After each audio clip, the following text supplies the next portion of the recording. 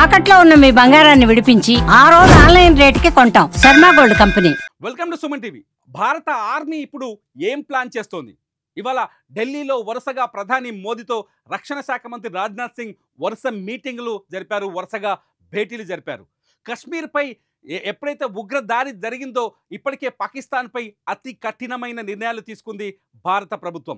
సింధు జలాలని కట్టడి చేయడం, సింధు జలాలని అనుమతించబోమని చెప్పడం, అట్లాగే పాక్ ఇండియా బార్డర్లను మూసేయటం, పాకిస్తాన్ పౌరుల్ని ఇండియా నుంచి బయటికి వెళ్ళిపోమని ఆదేశించడం, ఎవరైనా ఇండియాలో చిక్కుకు ఉండిపోతే వాళ్ళకి కఠినమైన శిక్షలు విధిస్తామని ఆర్డర్ చేయడంతో పాటు అన్ని రకాలుగా పాకిస్తాన్కి భారత్ నుంచి అందే సహాయ సహకారాన్ని నిలిపేస్తున్నట్టు ప్రకటించింది. ఇటు దౌత్య కార్యాలయాల్లో కూడా పాకిస్తాన్ సిబ్బంది తగ్గిస్తూ వస్తుంది. అయితే ఇంత కఠినమైన నిర్ణయాల తర్వాత కూడా కేంద్రంలో ఢిల్లీ కాస్త ఇవాళ అలజడిగానే కనిపించింది. అట్ ది సేమ్ టైం లూధియానాలో కేంద్ర మంత్రి రామ్దాస్ అథల్వాలే ఒక కీలకమైన వ్యాఖ్య చేశాడు. పాకిస్తాన్ ఆక్రమించిన కాశ్మీర్ని తిరిగి చేజిక్కించుకోవడమే భారత్ ముందున్న లక్ష్యం అంటూ ఆయన మాట్లాడారు. పీఓకేపై ఇప్పుడు భారత్ గురి పెట్టబోతుందా? పాకిస్తాన్ ఎల్ఓసిని దాటి ముందుకెళ్లి పీఓకేని స్వాధీనం చేసుకునే అవకాశం ఉందా? ఇప్పుడు అదే చర్చ దేశవ్యాప్తంగానే కాదు, ప్రపంచవ్యాప్తంగా జరుగుతోంది. ఈ నేపథ్యంలోనే పీఓకేపై గురి పెట్టడం వల్లే చైనా పాకిస్తాన్కి మద్దతు ప్రకటిస్తోందా? ఇదంతా అతిపెద్ద చర్చగా జరుగుతుంది దేశవ్యాప్తంగా. పీఓకేని స్వాధీనం చేసుకోవాలంటూ రామ్దాస్ అథల్వాలే ప్రధాని మోదీని కోరారు, కేంద్ర ప్రభుత్వాన్ని కోరారు. పీఓకే ఎంతకాలం ఉంటే భారతదేశానికి అంతకాలం ఉగ్ర ముప్పు ఉంటుందని చెప్పుకొచ్చారు అథల్వాలే. పీఓకేని వెంటనే స్వాధీనం చేసుకోవాలి, అప్పుడే పాకిస్తాన్లో ఉన్న ఉగ్రవాదాన్ని కంట్రోల్ చేయగలుగుతామంటూ అథల్వాలే చెప్పారు. ఇటు కేంద్రంలో జరుగుతున్న కొన్ని పరిణామాలు కూడా ఏదో పాకిస్తాన్పై మరో కఠినమైన నిర్ణయం, కఠినమైన చర్య తీసుకునే అవకాశం ఉన్నట్టుగా కనిపిస్తోంది.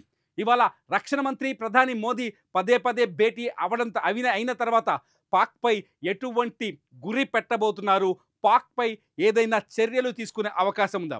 సైనిక చర్య చేపడతారా, లేకపోతే వైమానిక చర్య చేపడతారా ఏంటనేది ఇప్పుడు ఆసక్తికరంగా మారింది.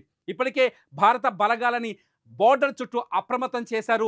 అరేబియా సముద్రంలో నావికాదళం చాలా సిద్ధంగా ఉంది. ఏ క్షణమైనా దాడిని ఎటువంటి పరిస్థితులైనా ఎదుర్కోవడానికి రెడీ అని చెప్పేసి నిన్న ట్విట్టర్ వేదికగా ఇండియన్ నేవీ ప్రకటించింది. ఇటు సెంట్రల్ సెక్టార్లో కూడా ఇండియన్ ఆర్మీ ఫోర్స్ తమ శక్తి సామర్థ్యాన్ని చూపించింది.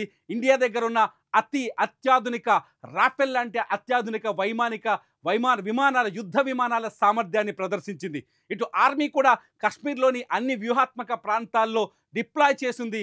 ఎటువంటి పరిస్థితుల్లో ఏ సీన్ ఎదురైనా అటాక్ చేయడానికి రెడీగా ఉంది. ఎల్ఓసి చుట్టూ పాక్ కాల్పులు జరుపుతున్నప్పటికీ వాళ్ళని ఎప్పటికప్పుడు తిప్పికొడుతోంది. మొత్తంగా ఈ చర్చ ప్రపంచవ్యాప్తంగా మొదలైంది. పీఓకేపై భారత్ కన్నేసింది. ఖచ్చితంగా ఈసారి పాక్ ఆక్రమిత కాశ్మీర్ని స్వాధీనం చేసుకోబోతుంది భారత్ అనే చర్చ మాత్రం ప్రపంచవ్యాప్తంగా మొదలైంది. ఇటు తాలిబాన్లు కూడా పహల్గామ్లో జరిగిన దాడిని ఖండించడం, తాలిబాన్లకు కూడా పీఓకే కొంత, ఆఫ్ఘనిస్తాన్కి కూడా పీఓకే కొంత నష్టంగా పరిణమించడంతో పీఓకేపై భారత్ ఖచ్చితంగా చర్యలు తీసుకోబోతుందని ఒక చర్చ అయితే మొదలైంది. ఇటు షిమ్లా ఒప్పందం కూడా పీఓకే యథాస్థితిలో ఉన్నప్పుడు షిమ్లా ఒప్పందం రద్దుని పాకిస్తాన్ ప్రకటించడంతో బార్డర్ దాటడానికి భారత్కి స్వతంత్రం పెరిగింది. ఆక్రమిత కాశ్మీర్లో అడుగుపెట్టే శక్తి భారత్కు వచ్చింది. ఈ నేపథ్యంలో పీఓకేని స్వాధీనం చేసుకునేందుకు భారత్ ఏదైనా వ్యూహం రచిస్తుందని మేధావులు చెప్తున్నారు. డిఫెన్స్ ఎక్స్పర్ట్స్ అయితే చాలా స్పష్టంగా చెప్తున్నారు, పీఓకే పైన భారత్ గురిపెట్టే అవకాశం ఉందని చెప్తున్నారు.